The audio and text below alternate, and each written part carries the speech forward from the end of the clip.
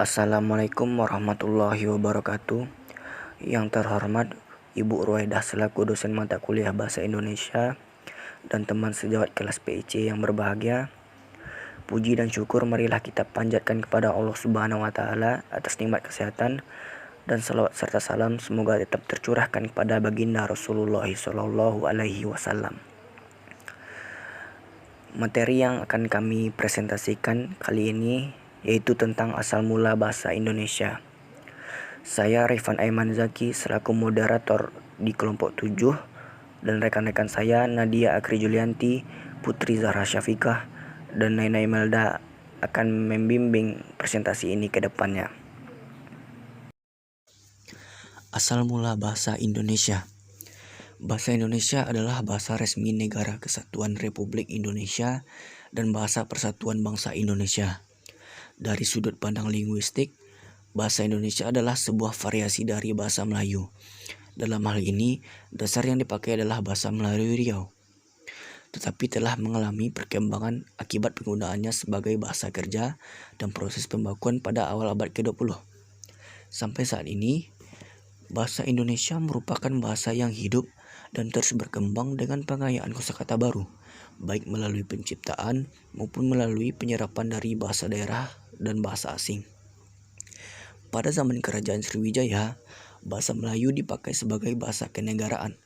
Hal itu dapat diketahui dari 4 prasasti berusia berdekatan yang ditemukan di Sumatera bagian selatan peninggalan kerajaan tersebut. Prasasti tersebut diantaranya adalah dengan ditemukannya prasasti di Kedukan Bukit Berangka tahun 683 Masehi, Talang Tuwo tahun 684 Masehi, Kota Kapur tahun 686 Masehi, Karangberahi tahun 688 Masehi. Prasasti itu bertuliskan huruf Pranagari berbahasa Melayu kuna. Pada saat itu, bahasa Melayu yang digunakan bercampur kata-kata bahasa Sanskerta. Sebagai penguasa perdagangan di Kepulauan Nusantara, para pedagangnya membuat orang-orang yang berniaga terpaksa menggunakan bahasa Melayu, walaupun dengan cara kurang sempurna. Penemuan prasasti berbahasa Melayu kuno di Jawa Tengah dan prasasti di dekat Bogor dari abad ke-10 menunjukkan penyebaran penggunaan bahasa itu di Pulau Jawa. Penemuan keping Tembaga Laguna di dekat Manila, Pulau Luzon, Berangka tahun 900 Masehi juga menunjukkan ketertarikan wilayah tersebut dengan Sriwijaya pada abad ke-15. Yang berkembang bentuk dianggap sebagai bentuk resmi bahasa Melayu karena dipakai oleh Kesultanan Malaka yang kelak disebut sebagai bahasa Melayu Tinggi.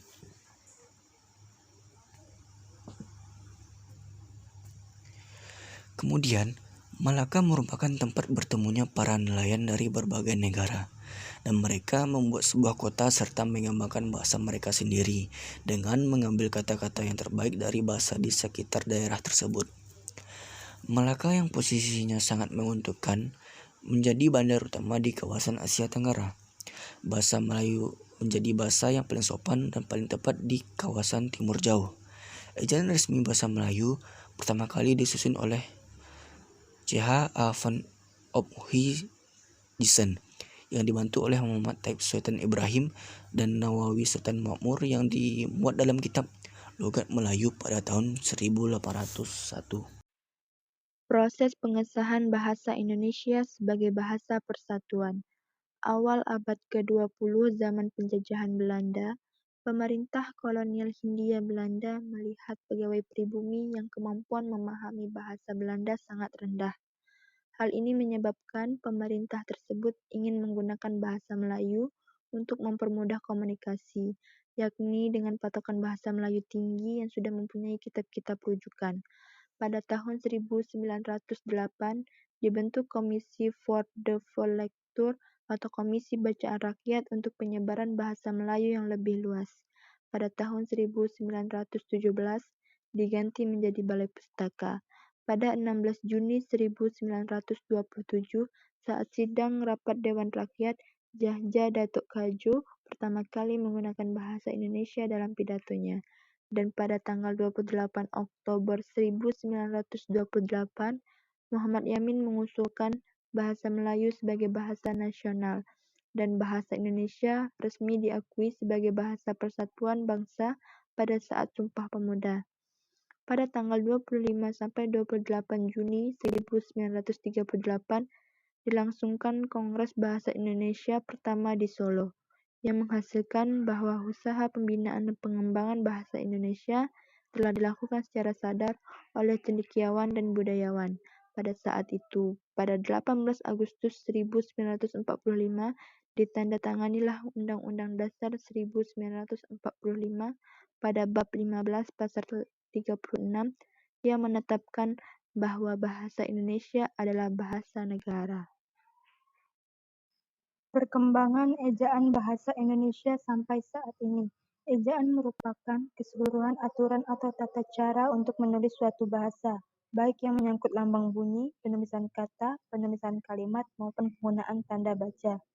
Ejaan bahasa Indonesia mengalami beberapa kali perubahan. A. Ejaan Republik. Ejaan Republik merupakan hasil penyederhanaan ejaan Van Ophuijsen. Ejaan Republik mulai berlaku pada 19 Maret 1947. Ejaan Republik dikenal juga dengan Ejaan Suwandi. Ejaan Republik merupakan suatu usaha perwujudan dari Kongres Bahasa Indonesia di Surakarta, Jawa Tengah, tahun 1938 yang menghasilkan suatu keputusan penyusunan kamus istilah. Beberapa perbedaan yang tampak dalam Ejaan Republik dengan Ejaan Van Ophuijsen dapat diperhatikan dalam uraian di bawah ini. A. Gabungan huruf OE dalam Ejaan Van Ophuijsen digantikan dengan U dalam Ejaan Republik. B. Bunyi hamzah kutip dalam Ejaan Van Ophuijsen diganti dengan K dalam Ejaan Republik. C. Kata ulang boleh ditandai dengan angka 2 dalam Ejaan Republik. D. Huruf E, taling, dan E pepet dalam Ejaan Republik tidak dibedakan. E. Tanda trema dalam Ejaan Van Ophuijsen dihilangkan dalam Ejaan Republik, agar perbedaan kedua ejaan itu menjadi lebih jelas. B. Ejaan pembaharuan. Ejaan pembaharuan merupakan suatu ejaan yang direncanakan untuk memperbaharui Ejaan Republik. Penyusunan ejaan ini dilakukan oleh Panitia Pembaharuan Ejaan Bahasa Indonesia. Pada tahun 1957, panitia itu berhasil merumuskan patokan-patokan ejaan baru. Salah satu hal yang menarik dalam konsep ejaan pembaharuan ialah disederhanakannya huruf-huruf yang berupa gabungan konsonan dengan huruf tunggal. Hal itu antara lain tampak dalam contoh di bawah ini. A. Gabungan konsonan DJ diubah menjadi J. B. Gabungan konsonan TJ diubah menjadi TS. C. Gabungan konsonan NG diubah menjadi N. D. Gabungan konsonan NJ diubah menjadi N. E. Gabungan konsonan SJ diubah menjadi S. Kecuali itu, gabungan vokal I, AU, dan OI atau yang lazim disebut diftong ditulis berdasarkan pelafalnya, yaitu menjadi AY, AW, dan OY. C. Ejaan Melindo. Ejaan Melindo merupakan hasil perumusan ejaan Melayu dan Indonesia pada tahun 1959. Ejaan Melindo merupakan bentuk penyempurnaan dari ejaan sebelumnya. Hal yang dibedakan adalah bahwa di dalam ejaan Melindo gabungan konsonan TJ seperti pada kata tinta diganti dengan C menjadi cinta. Juga gabungan konsonan NJ seperti Njonja diganti dengan huruf NC yang sama sekali masih baru. D. Ejaan yang disempurnakan. Ejaan pembaharuan merupakan suatu ejaan yang direncanakan untuk memperbarui Ejaan Republik. Penyusunan ejaan ini dilakukan oleh Panitia Pembaharuan Ejaan Bahasa Indonesia. Beberapa kebijakan baru yang ditetapkan di dalam EYD yakni seperti di bawah ini. A. Perubahan huruf. Ejaan lama DJIK, EYD jika. B. Huruf F, P, dan Z yang merupakan unsur sarapan dari bahasa asing diresmikan pemakaiannya, misalnya khilaf, fisik, paluta. C. Huruf Q dan X yang lazim digunakan dalam bidang ilmu pengetahuan tetap digunakan, misalnya pada kata furqan dan xenon. D. Penulisan sebagai awalan dibedakan dengan D yang mana merupakan ke depan.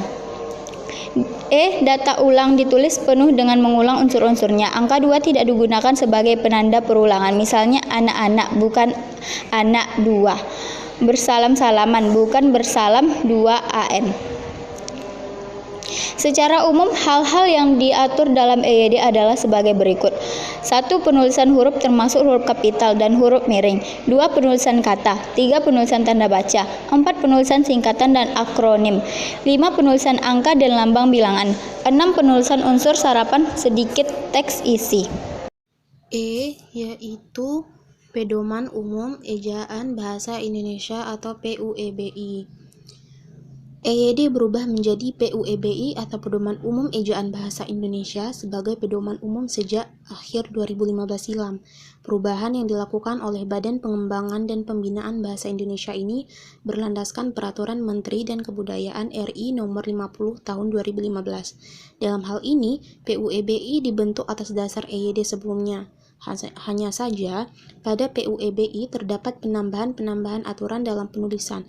Perbedaan ejaan bahasa Indonesia dengan ejaan yang disempurnakan yang dapat terlihat adalah sebagai berikut.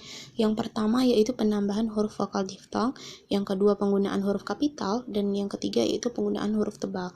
Ada pertemuan rutin yang dilaksanakan setiap 5 tahun sekali oleh pemerintah dan para pakar bahasa dan sastra Indonesia untuk membahas perkembangan bahasa Indonesia. Pertemuan rutin ini dinamakan Kongres Bahasa Indonesia. Kongres-kongres ini begitu pentingnya bagi sejarah kemajuan bahasa Indonesia pada umumnya.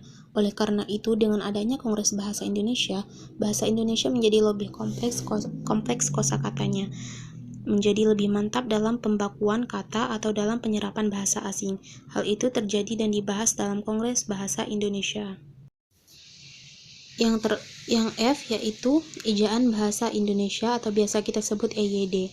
Istilah nama ejaan yang disempurnakan atau EYD kembali digunakan oleh Kementerian Pendidikan, Kebudayaan, Riset, dan Teknologi atau Kemendikbudristek Republik Indonesia untuk menggantikan Pedoman Umum Ejaan Bahasa Indonesia atau PUEBI edisi 4 yang diresmikan pada tahun 2015.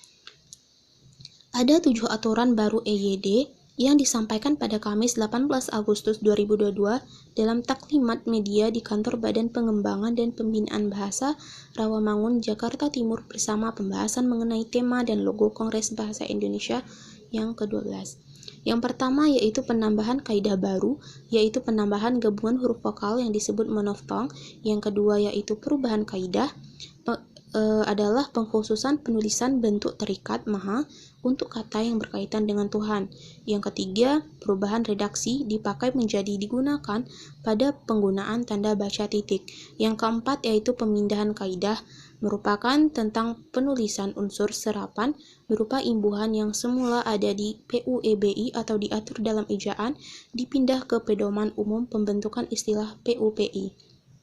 Yang kelima, penghapusan kaidah pemakaian tanda titik dalam daftar pustaka di antara nama penulis, tahun, judul tulisan, dan tempat terbit.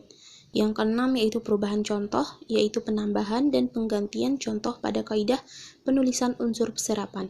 Yang terakhir yaitu perubahan tata penyajian isi terjadi pada penulisan unsur serapan umum bahasa Arab. Demikian hasil dari presentasi kami. Apabila ada kata yang salah, mohon dimaafkan. Wabillahi taufiq wal hidayah. Assalamualaikum warahmatullahi wabarakatuh.